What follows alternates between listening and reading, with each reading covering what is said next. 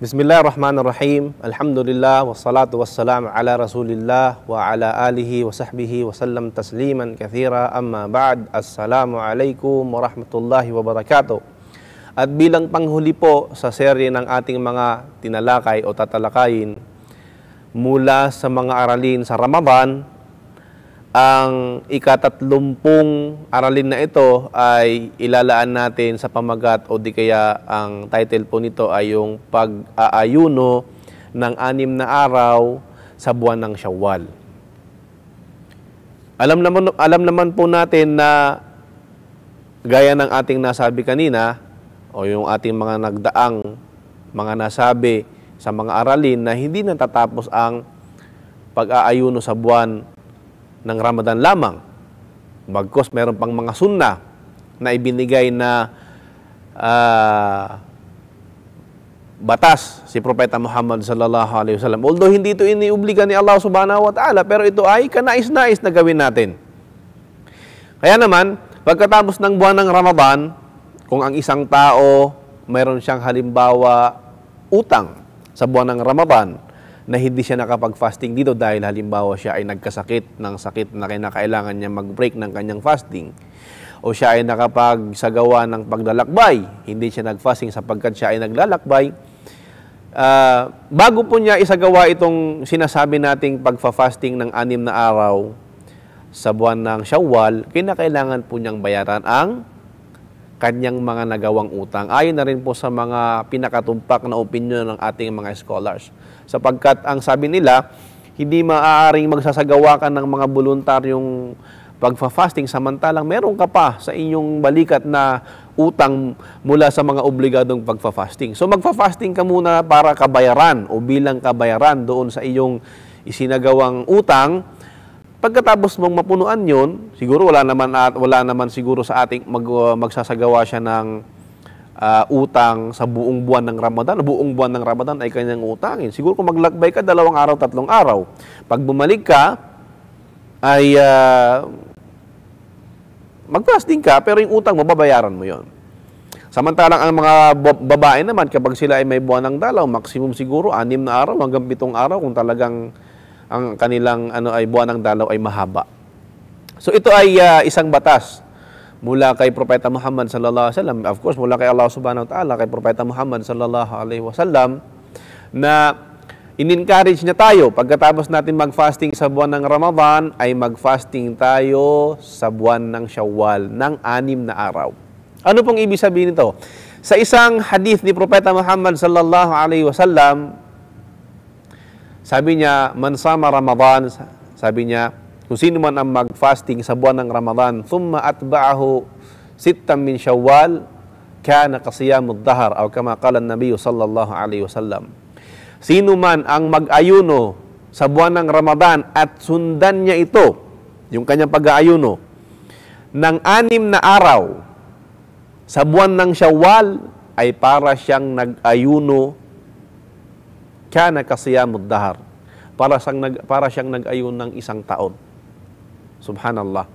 Ito ay isang pagpapala mula kay Allah subhanahu wa ta'ala na magfa-fasting ka lang ng 6 na araw sa buwan ng Syawal, makakamit mo ang gantimpala na para ka pang nakapagsagawa ng fasting na 1 taon. Kaya naman, mahalaga na malaman natin. Ang tanong is, maaari ba tayong mag-fasting? Halimbawa, of course, ang hindi pinagbabawal na mag-fasting tayo sa araw mismo ng Eid hanggang sa ikatlo. Ang Eid, ang mismong pinagbabawal ni Propeta Muhammad sallallahu alaihi wasallam, hindi pa pwede mag-fasting dyan sapagkat yan ay araw ng pagsasayang ng mga Muslim, tas mag-fasting ka, hindi. Pagkatapos nun, pagkatapos ng ikatlong araw, kasi ang Eid, 3 araw, magsagawa ka, gusto mo naman, ay sunod-sunurin mo. Makapag-fasting ka ng unang pagkakataon sa unang linggo. Pagkatapos nun, sundan mo ulit. Araw-araw hanggang sa maka-6 ka, ipinapahintulot po ito. O hindi kaya gusto mo, every other day, mag-fasting ka ng every other day hanggang sa makakompleto ka ng 6 na araw, wala pong problema doon. O hindi kaya magpa-fasting ka ngayon ng 2, susunod naman na linggo, 2, susunod naman na linggo. Ang importante at mahalaga rito, na makumpleto mo ang 6 na araw bago pa dumating yung panibagong buwan ng after ng buwan ng Shawwal, yung Dhul Qi'dah na tinatawag. Of course, ang Shawwal ay ang ika-10 buwan sa buwan ng kalendaryo sa kalendaryo ng mga Muslim. At ang pangalan nito ay Shawwal dahil ito po ay ito yung pangalan mismo ng buwan na magsasagawa tayo ng fasting dito. Kaya naman, ang encouragement po natin sa ating mga giliw na mga kapatid na sumusubaybay po nitong ating talakayin o di kaya pag-aaral na ating isinasagawa na huwag po nating balagpasin ang pagkakataon. Si Imam An-Nawawi, sinabi po niya na kaya naman ibinilang o di kaya kwinenta ni Allah, kwinenta na parang isang taon ang iyong ginawang pagfa-fasting sapagkat sabi niya yung buwan ng Ramadan kasi is napakaraming dinodoble ni Allah Subhanahu wa Ta'ala ang diyan ang kabutihan na ibinibigay ni Allah Subhanahu wa Ta'ala. At ang isang hasana bi asharati amthaliha, sabi ni Imam Nawawi. Ang isang kabutihan ay times 10 ang kanyang ginagawang kabutihan ay times 10 'yon. At ang pinakamabigat diyan na sa buwan ng Ramadan is hindi natin alam kung ano yung ibibigay sa atin ni Allah Subhanahu wa Ta'ala. Sabihin kung gaano karami at gaano kabigat at gaano sabihin paano niya ibibigay sa atin yung reward na gusto niya ibigay sa atin. Of course, si Allah Subhanahu wa Ta'ala hindi siya nagdadamot sa kanyang mga alipin. Diba sa ating mga naunang talakayin ay natalakay natin na ang fasting ay para kay Allah Subhanahu wa Ta'ala. Lahat ng gawain ng anak ni Adan ay para sa kanya maliban lamang sa fasting.